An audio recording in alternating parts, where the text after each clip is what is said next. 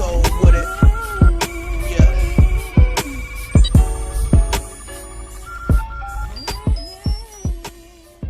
What's going on, everybody? Dialyrics TV back with another video, and I would like to talk about Darius Garland, point guard of Vanderbilt, who is coming out of this year's 2019 NBA draft. So the Lakers have the 4th pick, and obviously, clearly, we need some three-point shooting added to the Lakers' depth, because as you seen last season with LeBron not having any shooters to surround him who can make shots, it made the offense look very stagnant. There was not a lot of spacing, a lot of isolation basketball. And in this day and time, as you see with Golden State ball movement, i.e. Greg Popovich, it's extremely vital in today's game. Now, I have been having conversations with different people, which irritates me, because it's like they hear exactly what the media says, and they just repeat everything they hear. Like, they're saying it's a top 3 player draft, and I'm like, bro, like, there are players who aren't considered top 3 players and have went on to have outstanding careers, such as Kobe Bryant, the greatest player to ever breathe oxygen, by the way. I need to get some shirts. I need to get some shirts that say the greatest player to ever breathe oxygen, okay? Klay Thompson, Steph Curry, Kawhi Leonard, Damian Lillard. I mean, I can go on and on, bro. Like, if we go based on the media's logic, all the other prospects should just stay at home and just watch the draft from home and just let the top 3 players go across the stage and get their jerseys. There are players who were considered top 3 players and their careers didn't turn out to be as great as people thought it would, whether that's due to injury or just the lack of dedication. And it's just so many people in the media who has no type of basketball knowledge, or even commentators or people on YouTube. They lack knowledge because they don't analyze the game thoroughly. And it just sounds utterly ridiculous to me hearing them speak sometimes. So should the Lakers draft Darius Garland? Honestly, in my opinion,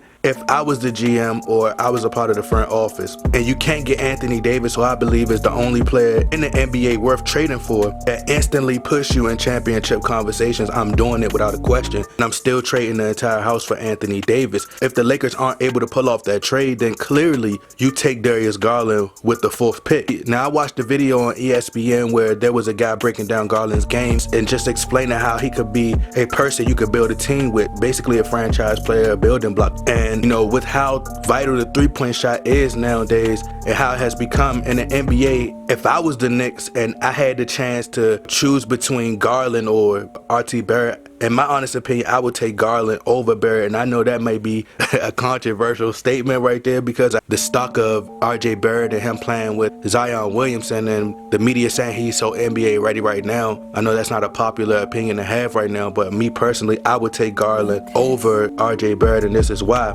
Just based on where the NBA game is today, in the past, having athleticism, being a high flyer, and being a dunker, that was more of a top attraction with LeBron James and Vince Carter, just athletic players, Russell Westbrook. The athleticism, the dunking and all that, LeBron not competing in a dunk contest, it's not the top attraction no more. I think with Steph Curry revolutionizing the game and glamorizing the three-point shot, the NBA is tailor-made for players like Darius Garland, Trae Young. You know, I thought I'd never see the day where the three-point contest was more watched and more demanded than the dunk contest, which I blame LeBron James for. And players follow the leader, they follow LeBron James.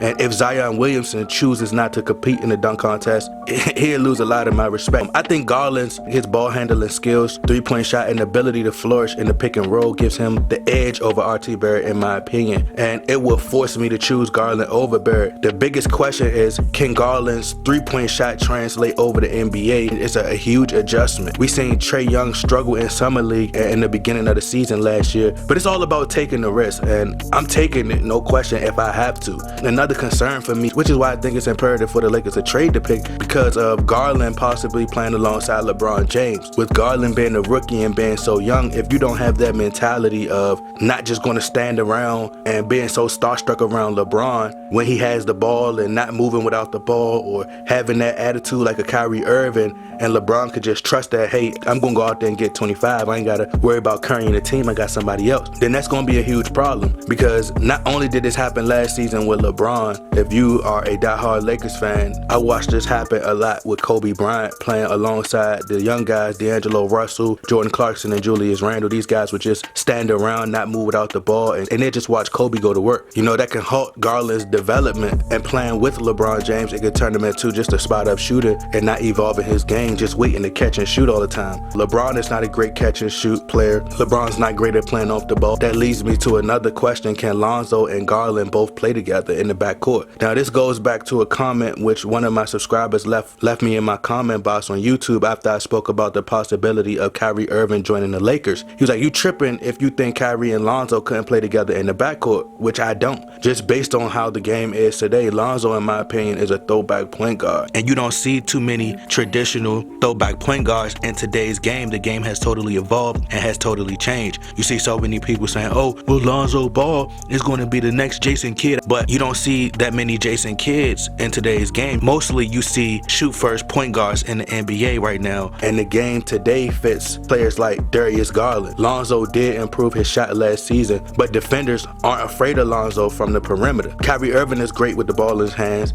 And then taller guards are going to be guarding Kyrie at the 2 and playing with LeBron, who is also not great at playing off the ball. You got Brandon Ingram, who loves to play ISO. In my honest opinion, I don't think it's a great fit because you have Kyrie, who's ISO player, LeBron's an ISO player, Brandon Ingram's an ISO player, unless you plan on moving Brandon Ingram. But if the Lakers drafted Garland, I would move Lonzo. Could it work? Possibly, but I don't think so. So let's take a look at Darius Garland's numbers. Darius Garland averaged 16 points per game, 3 rebounds per game, 2 assists, and shot 47% from the 3. He also shot 77% at the free throw line and also shot 53% from the field. Now, a lot of fans look at these stats and they see that, hey, he don't have a lot of assists, so they should put him at the 2, but it's not like that in today's game. Like, you just can't see a point guard who doesn't average many assists and just think, oh, just because they shoot, they could play the 2. Like, that doesn't always work. The game has totally changed. Now, Steph Curry, if you look at his assists, his average back in college, he became a better passer. He only averaged 3 assists per game, but he had to expand his game. Now, some people compare Darius Garland to Steph Curry. I see more of a Jeff Teague, and that's great to have low expectations for a player instead of comparing them to great players, because then you expect for them to live up to these high expectations and they don't. But do I think the Lakers should draft him? Yes. If they have no other option, then draft him. But in my honest opinion, I think Anthony Davis is your future. And you have to do whatever it takes to get Anthony Davis, even if you have to call the Pelicans and beg like a kid who keeps asking their mom for candy and she's saying no. Now, if the Lakers didn't have LeBron, I think taking Garland at number 4 would clearly be a no-brainer. But just based on timing, I think the Lakers have to go all out for AD. But y'all let me know what y'all think. Y'all get in that comment box, like, share, subscribe. I'm out.